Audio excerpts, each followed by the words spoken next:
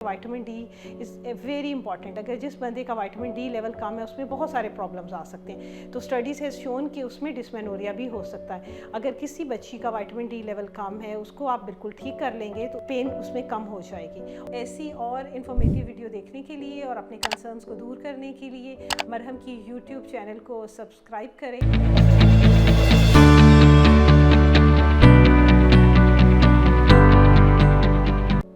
अच्छा, दूसरा सवाल आप लोगों ने मुझसे ये किया है कि is there any role of vitamins in reducing pain during periods, कि कोई ऐसे वाइटामिन्स हैं जिससे हम पेन कम करें पीरियड्स में। अब पीरियड्स में पेन की क्या वजूहत हो सकती हैं? दो तरह की पेन हो सकती है। एक होती है प्राइमरी विदाउट एनी कॉज, जो कि टीनेजर गर्ल्स में और before the first delivery of first baby आपकी ये पेन होती है।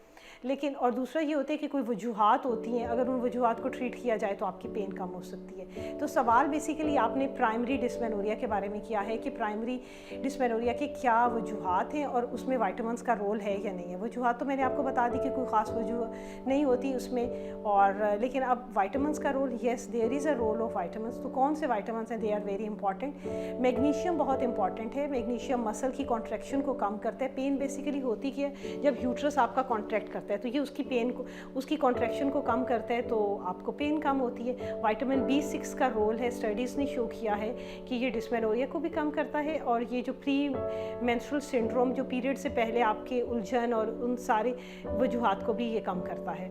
उसके अलावा आपके पास फ़िश ऑयल है, ओमेगा 3 भी का बहुत रोल है, एंड विटामिन B12। अभी जो आजकल नया इमर्जिंग रोल आया हुआ है वो है विटामिन डी का। अभी हमने कोविड में बहुत स्टडीज़ की और उसमें ये शो हुआ कि vitamin D is very important. अगर जिस बंदे का विटामिन डी लेवल कम है उसमें बहुत सारे प्रॉब्लम्स आ सकते हैं। तो स्टडीज़ हैज़ शोन कि उसमें डिस्मेनोरिया भी हो सकता है।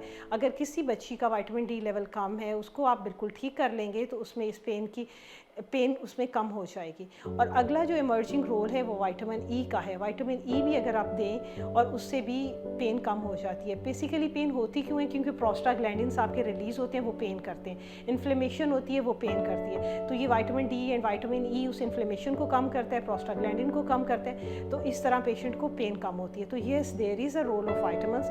तो जिन भी बच्चियों को ये दर्द है वो ज़रूर वाइटामिन्स लें। और कौन से वाइटामिन्स लें? Magnesium, B6, B12, omega 3, vitamin D and vitamin E. Even studies has shown कि calcium do role in reducing the pain of periods. तो आप कैल्शियम का भी यूज़ करें तो उससे भी आपकी पेन कम हो जाती है। बाकी ये विटामिन सप्लीमेंट्स के अलावा बहुत सारे फूड्स में भी होती है। लाइक अगर आपने कोई लीफी वेजिटेबल्स हैं उसमें मैग्नीशियम बहुत है, पीनट्स में, आलमंड में, फ़िश में, इन सारों का अगर आप इस्तेमाल करेंगे तो आपको ये विटामिन्स मिल जाएंगे और आपकी पेन कम हो जाएगी। मुझसे ऑनलाइन या फिज़िकल कंसल्टेशन के लिए मरहम से रब्ता कीजिएगा।